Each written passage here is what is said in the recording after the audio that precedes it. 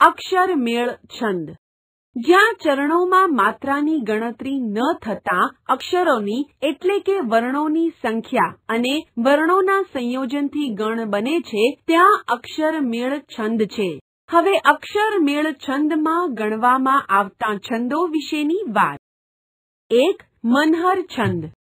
અહીં ગણ રચનાની યોજના નથી. એટલે કે આ છંદમાં ચરણના અક્ષરોના લઘુ ગુરુના સ્થાન નિશ્ચિત નથી હોતા.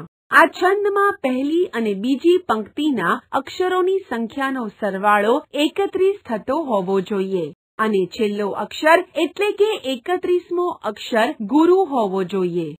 સામાન્ય રીતે પહેલી પંક્તિમાં 16 અને બીજી પંક્તિમાં 15 અક્ષરો હોય છે. 8, 16 અને 24માં અક્ષરે યતિ આવે છે.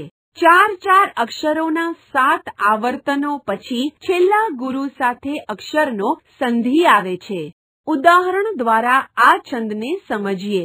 કહે ડોશી બાળપણું ખબર વિના મેં ખોયું, જુવાનીમાં દીવાની તારા જેવી ગતિ રહી. ઊંટ કહે આ સભામાં વાંકા અંગવાળા ભૂંડા, ભૂતળમાં પશુઓને પક્ષીઓ અપાર છે. આંધળી દળે ને આટો 4 શ્વાન ચાટી જાય, એ તે આટો ક્યારે એને આવશે આહારમાં.